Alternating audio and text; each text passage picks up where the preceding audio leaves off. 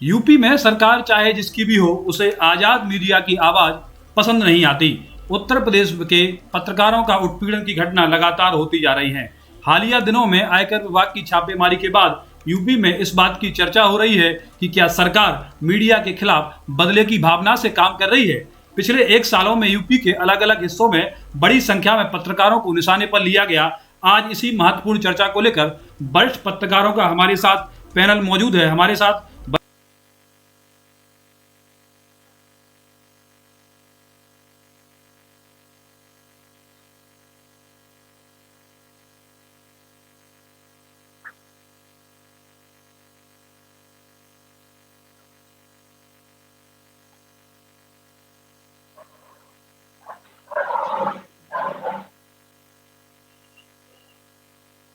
देखिए पुष्पन जी, सीधी सी बात है कि ये कोई पहली घटना नहीं है, ये कोई पहला मामला नहीं है जो मीडिया हाउसों पे और पत्रकारों के खिलाफ जो है कार्रवाई नहीं की। सबसे बड़ी सच्चाई ये है कि उत्तर प्रदेश के अलावा और भी कई प्रदेशों में जिला स्तर से लेकर तहसील स्तर के पत्रकारों का उत्पीड़न पर हमेशा होता है। और जब तहसील और जिले स्तर का उत्पीड़न होता है तो मैं ये मान के चलता हूं कि ये सरकारों का एक ट्रायल होता है। जब इस ट्रायल में वो सफल हो जाते हैं तो उससे ऊपर के पत्रकारों को वो ब्यूरो स्तर के पत्रकारों पर ट्रायल करते हैं, और जब ब्यूरो ऊपर के पत्रकारों का ट्रायल कंप्लीट होने के बाद तब ऐसे लोग तमाम बड़े संस्थानों पर अपना हाथ डालते हैं ताकि वो उनकी भाषा बोल सकें। लेकिन बेहद अफसोस की बात यह है कि जब जिला और तहसील स्तर के पत्रकारों का स्थानीय प्रशासन जब शोषण करता है तो ये तमाम संस्थान आवाज नहीं उठाते हैं। और जब भी देखने को मिला है कि जब भी बड़े संस्थानों पर कोई अटैक हुआ है, चाहे सरकार द्वारा कराया गया हो या विभाग द्वारा अपनी मर्जी से किया गया हो, ऐसी स्थिति में जो जिला और तहसील स्तर का पत्रकार होता है वो पूरी दमखम के साथ लड़ने को तैयार हो जाता है, चाहे जिस संस्थान का हो, चाहे सरकार से का हो, चाहे केंद्र सरकार, चाहे यूपी सरकार, चाहे मध्य प्रदेश सरकार, ईंट से ईंट बजाने के लिए ऐसे पत्रकार साथी हमारे तैयार रहते हैं। लेकिन संस्थानों को ये सोचना चाहिए कि जब जिला स्तर और तहसील स्तर पर पत्रकारों का उत्पीड़न होता है तो इनको भी अपनी आवाज अपने अपने समूह समाचार पत्र हो या समाचार चैनल हो उन पे बुलंद करना है और करते रहना चाहिए, तब जाके आप इन सारी चीजों से बच सकते हैं। लेकिन जो आयकर विभाग द्वारा भारत समाचार पर और दैनिक भास्कर पर जो कार्रवाई की गई है पूरा देश जानता है क्यों की गई है, ये कहने की अब जरूरत नहीं है।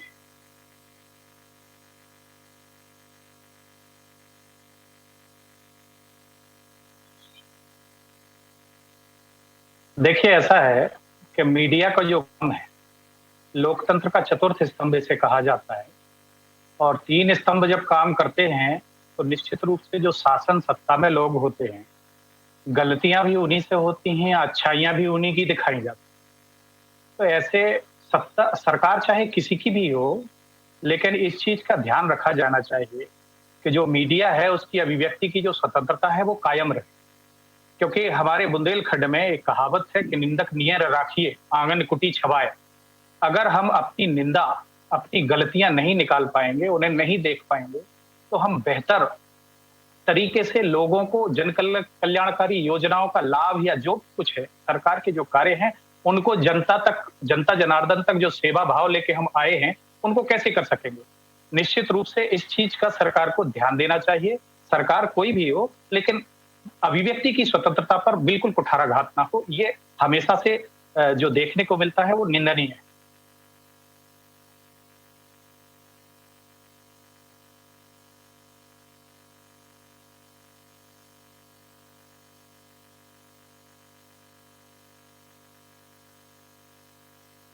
पुष्पेंद्र, ये एक तरह के बदले की भावना ना कह के ये कहें कि एक तरह से सबक सिखाने का एक तरीका होता है, और ये सरकारों का ट्रेंड हमेशा से रहा है।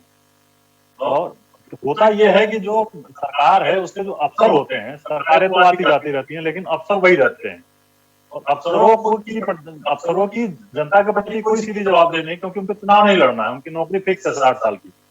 तो तानाशाही वाले जो उपक्रम है वो नेताओं को यही लोग सिखाते हैं।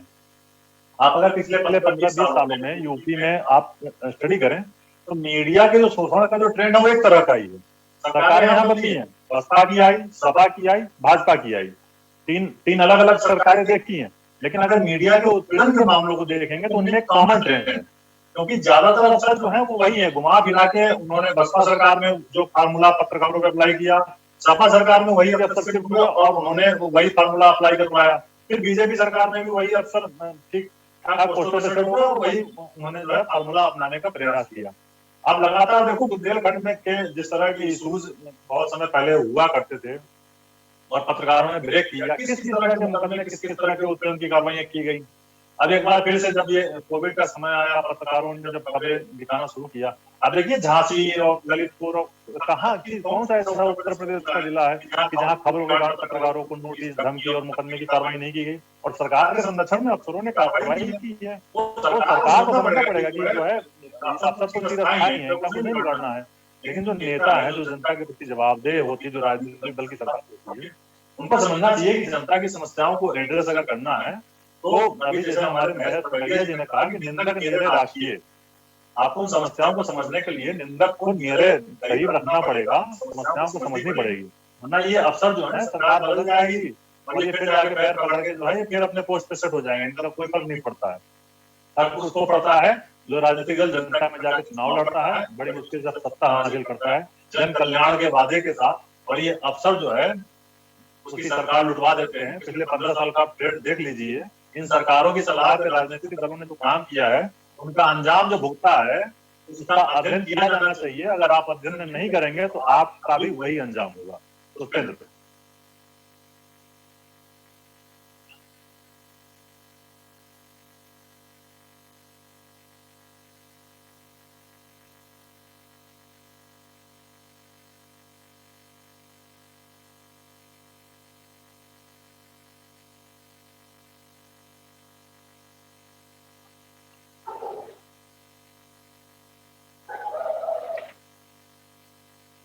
पुष्पेंद्र जी, मेरी आवाज आ रही है? हाँ, मैं आपको बता दूं, भारत समाचार की बात करें तो भारत समाचार 4 साल से लगातार भारत समाचार की जनता की सारी खबरें सच्चाई दिखा रहा है। कोविड काल को देखिए, तमाम लोगों की मौतें हो रही थी, ऑक्सीजन नहीं मिल रहा, तमाम लोगों की मौत हुई। मैंने खुद रिपोर्टिंग की है, देखा है सारी चीजें, तो लगातार मौतें हो रही थी। लेकिन इसमें एक बात हम कहेंगे, भारत समाचार लगातार सच्चाई दिखा रहा हो, दिखाता रहेगा। लेकिन हमारे बड़े भाई वरिष्ठ पत्रकार शकील आसवी जी कह रहे हैं कि संस्था जो बड़े संस्थान होते हैं वो रिपोर्टरों के लिए सहयोग नहीं करते हैं।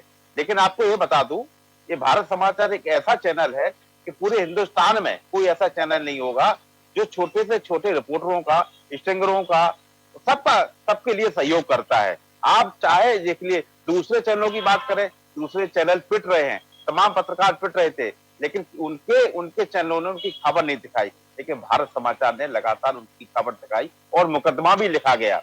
लेकिन तमाम ऐसे चैनल है, उनसे कहेंगे कि जो रिपोर्टर उनके लिए दिन रात मेहनत करता है, रात हो दिन हो, पानी बरस रहा हो, कोई भी हो, बरसात हो, लेकिन इसके बाद भी दौड़ के उनको खबर देता है। तो एक भारत समाचार को हम ऐसा मानते हैं कि भारत समाचार हर रिपोर्टरों की 75 जिलों में सभी रिपोर्टरों का दुख दर्द समझता है। और देखिए, भारत समाचार पर जिस तरह ईडी की जो कार्रवाई हुई है, ये निंदनीय है। इसका पूरे जिले के अलावा हर लोग इसका विरोध कर रहे हैं।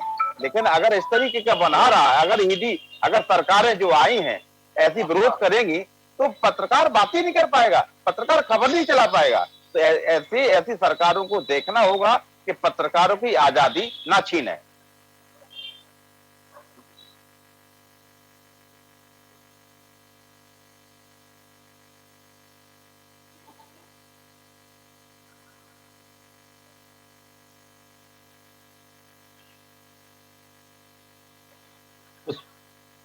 पुष्पेंद्र जी, कहना तो पड़ेगा इस चीज को कि हम पत्रकार जो हैं, चतुर्थ स्तंभ से अपेक्षा होती है जनता के हर वर्ग की, जनता के हर वर्ग की ही क्यों, तीनों स्तंभों की, कि वो निष्पक्ष रूप से पत्रकारिता करे, वो दुनिया के दुख दर्द को सामने लाए। लेकिन हकीकत यह है कि पत्रकारों के दुख दर्द को कोई सामने लाना ही नहीं चाहता। उनकी अपनी क्या समस्याएं हैं वो दिखा ही नहीं सकते। जब भी बड़ी अच्छी बात अभी यहाँ निकल के सामने आई थी, हमारे साथी लोग भी यही कह रहे थे कि तहसील स्तर से लेके और ऊपर तक ये भी फैक्ट बात है कि जब छोटे स्तर पर कोई दिक्कतें शुरू होती हैं तो या तो उसे निकाल फेंका जाता है या फिर उसको 2 मिनट में ये कह दिया जाता है कि हमारा ये पत्रकार था ही नहीं। ऐसी परिस्थितियां तमाम जगह देखने को मिलती हैं। हो सकता है एक आध चैनल या कुछ लोग बहुत अच्छे से काम कर रहे हैं, या चैनल या समाचार पत्र जो भी हैं, कई बार हमारे सामने भी ऐसी स्थितियां आई हैं, आप भी देखते रहते हैं कि जनपद स्तर पर ऐसे मुकदमे लिख दिए जाते हैं जिनका कोई मतलब ही नहीं होता। साक्ष्य जुटाए बगैर ही सब कुछ कर दिया जाता। हालांकि योगी शासन में जो अभी वर्तमान सरकार है, ये कहा गया, बार बार ये निर्देशन जारी किए गए, ये आदेश जारी हुआ कि आप जांच करके ही पत्रकार पर मुकदमा लिखेंगे।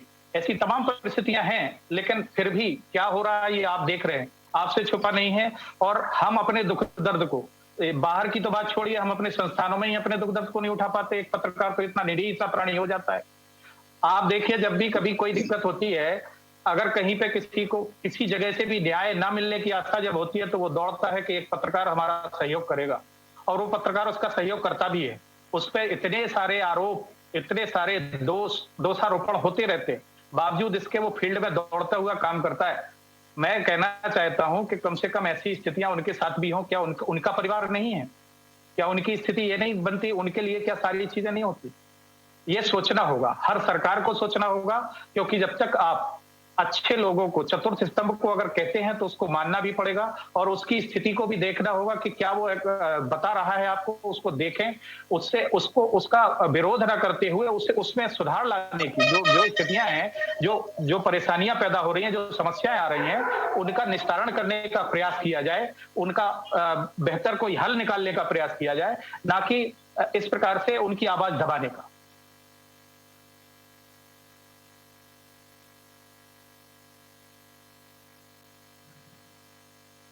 देखिए पुष्पेंद्र जी, बिल्कुल साफ बात है।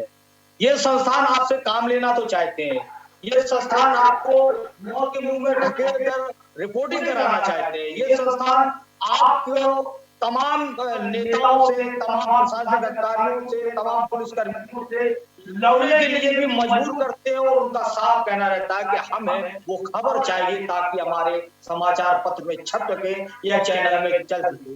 लेकिन मजीठिया आयोग का की जो सिफारिश है, आखिर ये संस्थान उसको लागू क्यों नहीं कराना चाहिए? इनकी मंशा साफ है कि आपको सिर्फ मजदूरी बेस पर हम आपको जो है वेतन दे सकते हैं। मजीठिया आयोग की रिपोर्ट को हम ये संस्थान किसी कीमत में पास होने नहीं देंगे, और यही वजह है कि अब बड़े संस्थानों पर भी जो है आकर छापे पड़ने लगे हैं।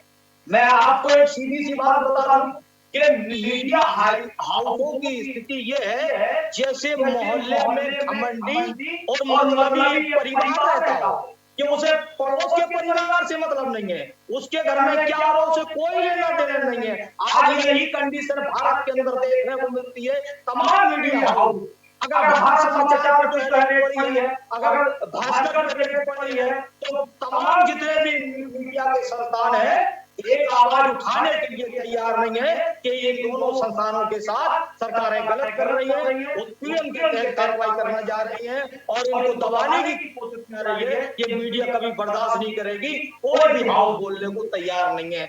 यही वो बात सामने आती है कि मीडिया एक मोहल्ले के घर पड़ोसी की तरह हो गई है, मतलबी और घमंडी, उसे अपने संस्थान से मतलब है। और जो निचले जो पत्रकार तहसील स्तर का है, जिले स्तर का है, उसमें जी आप जानते हैं, लक्ष्मी जी आप भी जानते हैं, पटेल जी आप भी जानते हैं, ऐसे साहब आप भी जानते हैं, किस परिस्थिति में वो पत्रकारिता करके वो रिपोर्ट तैयार करता है, ये उसका दिल जानता है, उसका परिवार जानता है। ऐसे तमाम हमारे पत्रकार साथी जेल गए, उन्हें कोई सहायता नहीं मिली, स्थानीय पत्रकारों ने उन्हें सहायता दी, तब उनके घर में 2 वक्त की रोटी पकी है। इन तमाम समूह को, तमाम पत्रकारिता जगत के जिम्मेदार लोगों को मजीठिया आयोग को पास कराना चाहिए ताकि पत्रकारों का जीवन, उनके बच्चों का भविष्य आगे बन सके।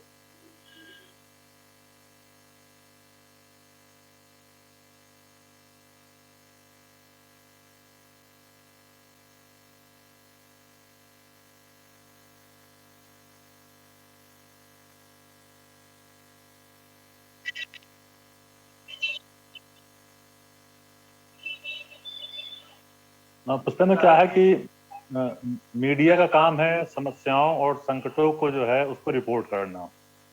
तो जिस स्तर का संकट होता है, जिस स्तर की समस्याएं होती हैं, उस स्तर की रूटीन में रिपोर्टिंग होती है। ये बात सही है कि कोरोना काल का संकट बहुत बड़ा था, बल्कि ये अभूतपूर्व संकट था और ऐसी किसी ने कल्पना भी नहीं की थी। उसको उसी पैमाने पर, बल्कि आप इमेजिन कर ही नहीं सकते कि उस पैमाने पर रिपोर्ट किया गया है। जो असली परिस्थिति थी उसको तो रिपोर्ट करने में पत्रकार की सक्षम इसलिए नहीं था क्योंकि वो खुद भी समस्याओं से जूझ रहा था। कोरोना की जो भयावहता थी उसने किसी को नहीं छोड़ी, चाहे वीआईपी हो, चाहे आम हो, चाहे खास हो। उसमें पत्रकारों ने कोशिश की कि जो अधिकतम समस्याएं हैं उनको दिखाई जाए। तो जिस तरह सामान्य दिनों की तुलना में चूंकि ये समस्या बहुत भयावह थी, तो इसकी रिपोर्टिंग भी बहुत भयावह थी।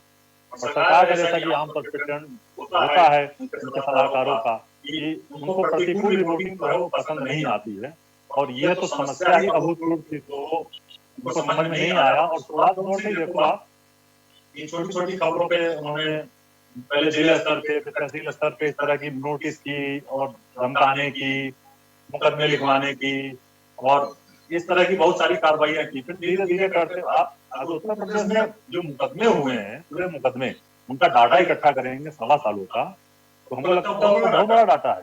मुकदमा इससे पहले भी हुआ है, लेकिन ये जो भयावहता जिस औसत में थी उसी औसत में कार्रवाइयां भी हुई हैं, और ये ठीक बात नहीं है।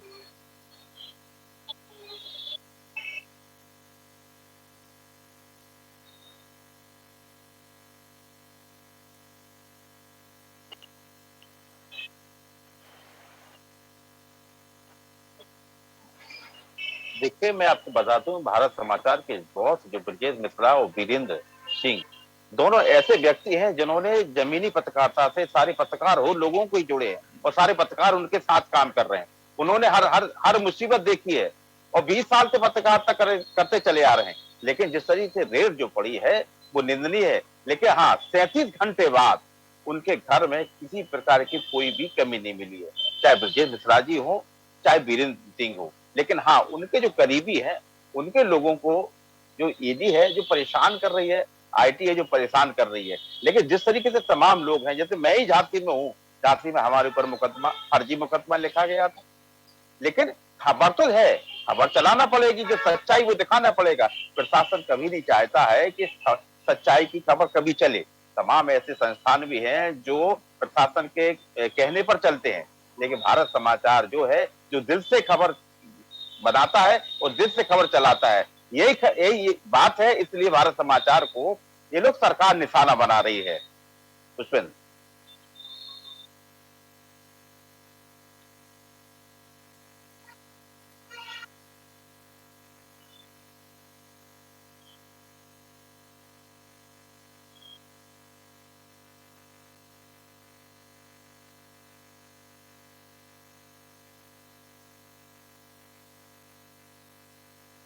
ये थे इस मुद्दे को लेकर हम जुड़े थे। आप सभी लोगों का भी बहुत बहुत धन्यवाद जो हमसे डिजिटल मीडिया प्लेटफॉर्म के माध्यम से जुड़े। आगे की खबरों के लिए देखते रहिए आप टाइम समाचार।